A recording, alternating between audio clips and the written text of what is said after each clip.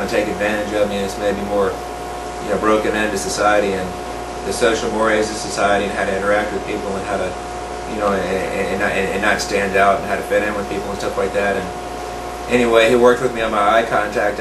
I'm always aware of my eye contact now. I used to look down when people talk to me, but now I look straight in their eyes and everything. I'm always conscientious about that. And he worked with me on my dating skills. He's exposed me to decent women, by interacting with them and stuff like that. I've learned to interact better with women. I still have a long ways to go on that, but he's helping me out a lot, by exposing me to them, and so, friends of his, and in social situations and stuff like that. And he's worked with me on jogging and staying physically healthy. But the most monumental things he's helped me with is the social interaction, taking me on trips and vacations, and exposing me to friends he had before he met me. And he's introduced me to the county commissioner. He's introduced me to the mayor of the town we live in. He's introduced me and got me friends with the police chief of the county in the state where I live, and who was once a deputy sheriff. And he's introduced me to a guy that owns a diamond gallery, and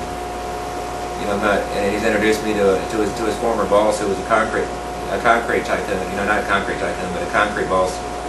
At a concrete company, a guy that owns Tri-County Concrete Company.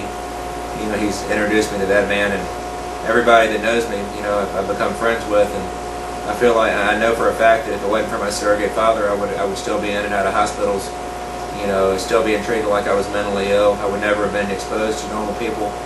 I would still be drooling on medication, looking down, shoveling, dragging my feet.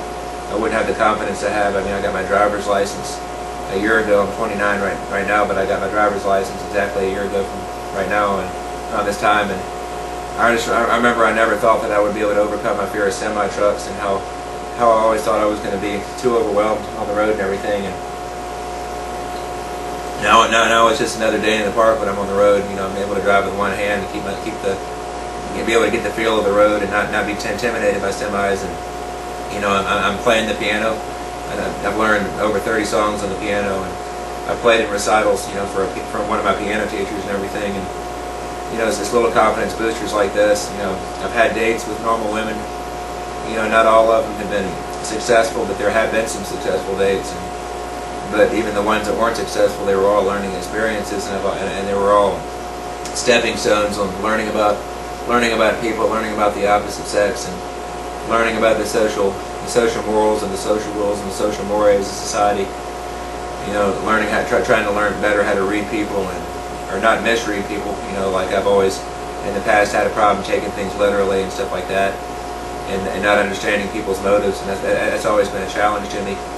And I feel like I'm getting better at that. I still have a very long way to go on it, but I feel like I can only improve every day as I experience new things.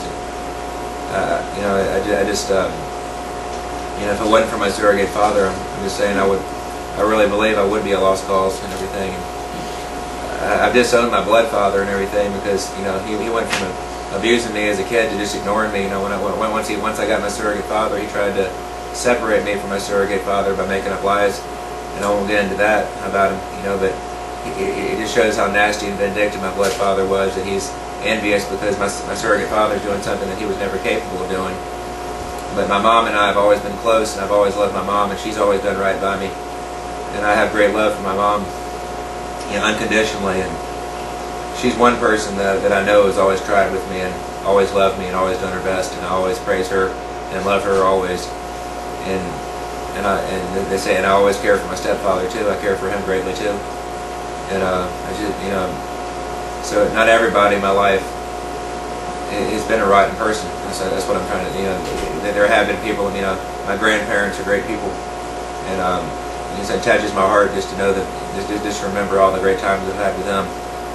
And one of the things, that I like to do is memorize poems like The Raven and stuff like that. I memorize that verbatim. I like to memorize movies like Full Metal Jacket and A Few Good Men, and these are little things I appreciate about my disorder, is my ability to memorize, like sheet music on a piano. I can read sheet music on a piano and play level 5 songs just out of memory alone, memory of the keyboard, memory of the notes, without even having to look at the sheet music. And little things like that are great about my disorder. But it's the things about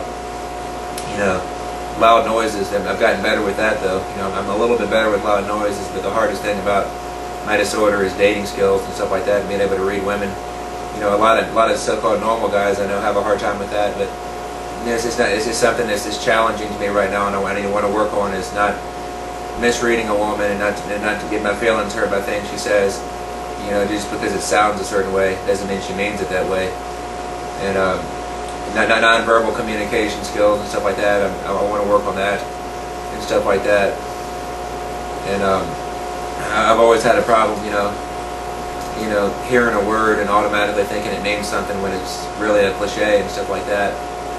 And you know, like forest for the trees and little things like that. I never really was able to fathom and interpret those cliches when I'm younger, and I admit that I've gotten a lot better at reading cliches now and everything like that, and I even use them some to a limited extent. But anyway, I feel like I've had a long, arduous journey going through my Asperger syndrome, and I got a longer journey ahead of me, some more rocky roads ahead. But I'm not ashamed. I'm not afraid, and you know, to take them on. And basically, what I'm saying is, I feel like I've climbed tons and tons of mountains, and for anybody that's got Asperger syndrome and struggling, I feel like this should be inspirational for them. You know, because I would, you know, to see the adversity I faced and how scorned and ridiculed I was, and and how bad experiences I had, how frightening and traumatic experiences I had as a kid, and how I've rebounded from them and become the man I am today. And it hasn't been easy. It's been very hard, and a lot of mistakes have been made in my life, and I've been misunderstood a lot, and a lot of things have happened that shouldn't have happened in my life. But I'm not holding a grudge against anybody, and I enjoy life to this day very, very much. And I have no animosities about anybody that's treated me wrong in my past, and I just feel like, despite the fact that I have a disorder of Asperger syndrome, I feel like, you know, when I'm on the right medication, and you know, this not wrong and stuff like that, and I have people that love me and care about me in my life, I can be the best person, the best Asperger person that I'm capable of being. I feel like I can overpower, you know, not get rid of the symptoms, but I can overpower them and be a very functional person, a high-functioning person in society. And I think that anybody else that has Asperger, you know, if they're on the right medication and they have the right people in the corner, can be the same way.